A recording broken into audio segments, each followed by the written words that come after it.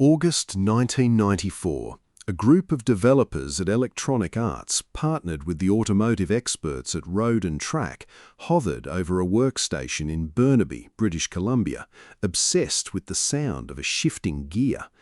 They weren't just making a game, they were attempting to digitize the soul of the supercar. The 3DO was a failing console, but the software running on it was a revelation. Cockpit views, engine recorded from real exhaust pipes, and a sense of speed that felt less like a toy and more like a felony. It was a boutique simulation for the elite, a digital showroom for the Ferrari 512 TR and the Lamborghini Diablo. But 3 decades later, that pursuit of purity has been cannibalized by a corporate machine that values quarterly growth over mechanical precision. What began as a love letter to the open road has mutated into a fractured identity crisis, a series of annual mandates, loot box controversies, and a desperate neon-soaked crawl for relevance. We handed the keys of the world's most successful racing franchise to a leviathan that traded passion for microtransactions. This is the story of how Need for Speed conquered the world and then drove itself into a ditch. The early years were defined by a regal sense of exclusivity. Following that 1994 debut, the franchise moved to the PlayStation, where Need for Speed 2 and 3 Hot Pursuit turned the series into a household name. It wasn't just about driving, it was about the fantasy of the chase. By 1998, the introduction of police pursuits added a layer of adrenaline that the competition, namely Gran Turismo, lacked. While Sony's sim focused on the sterile perfection of the track, Need for Speed embraced the chaos of the boulevard. It was a global empire of digital horsepower, selling millions of copies to a generation that dreamed of outrunning a Crown Victoria in a McLaren F1. AA had found a goldmine, a perfect loop of high-stakes racing and high-gloss production. But the cultural winds were shifting, and the franchise was about to undergo a metamorphosis that would define its peak and signal its eventual doom. November 2003, the world was vibrating to the bass of Lil Jon and the East Side Boys. The Fast and Furious phenomenon had turned car culture from a hobby for the rich into a subculture for the masses. EA Black Box, a studio that would become the beating heart of the franchise, pivoted the series into the dark, rain-slicked streets of Need for Speed Underground. It was a retail apocalypse for every other racing game. The simulation was dead. Neon, nitrous, and wide-body kits were the new gods. Underground and its sequel didn't just sell games, they sold a lifestyle. They captured the zeitgeist of the early 2000s with such precision that the franchise became more recognizable than the cars it featured. It was a liquid empire of street racing that seemed invincible, peaking in 2005 with Most Wanted, a game that perfected the balance of open-world exploration and high-octane police warfare. This was the summit. Kratos had his blades, but EA had the BMW M3 GTR, a silver and blue icon that symbolized the absolute dominance of the brand. Yet, beneath the nitrous fumes and the billion-dollar smiles, a darker corporate truth was beginning to emerge. Electronic Arts, emboldened by the massive sales figures, implemented a ruthless annual release cycle. The mandate was simple: a new Need for Speed every 12 months, no matter the cost to the developers or the quality of the code. Black Box, the studio that had built the empire, was being ground into the asphalt.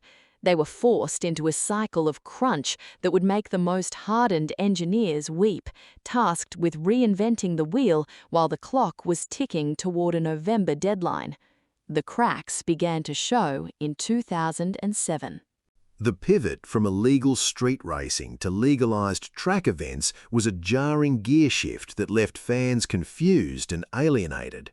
The brand was starting to fracture, losing its grip on the very culture it had helped create. By 2008, the engine was beginning to smoke. Need for Speed Undercover was a technical disaster, a game that felt like a cheap imitation of the glory days, rushed to market to satisfy shareholders who cared more about the attach rate than the frame rate. The franchise was suffering from a massive identity crisis. Was it a sim? Was it an arcade racer? Was it a narrative-driven action game? EA's solution was to diversify, splitting the brand into 3 distinct branches: the Shift series for simulation, the World series for online play, and the core arcade experience.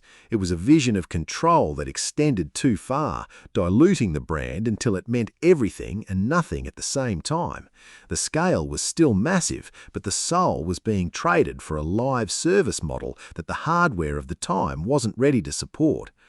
November 2010. In a desperate bid to reclaim the crown, EA handed the keys to Criterion Games, the masters of the Burnout series.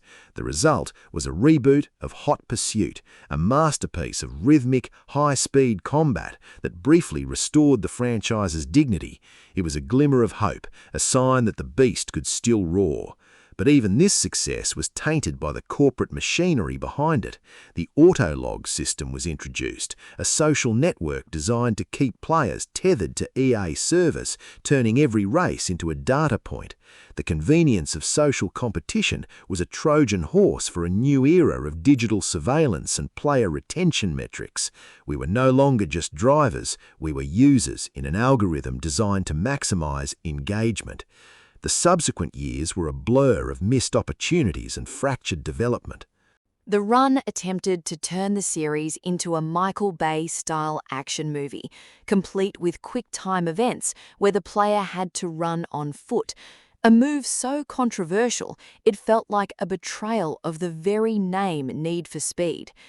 Then came the Ghost Games era, a Swedish studio tasked with stabilizing a ship that was already taking on water. They tried everything: a 2015 reboot that required an always-online connection, a decision that effectively put an expiration date on the game the day it was released.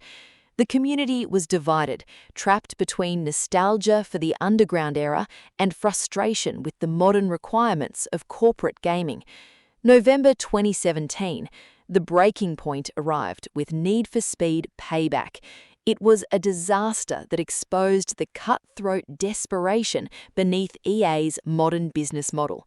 Influenced by the predatory trends of mobile gaming, Payback replaced traditional car upgrades with speed cards, a randomized loot box-driven progression system that felt like a casino in a racing suit. You couldn't just buy a new exhaust, you had to pull a lever and pray.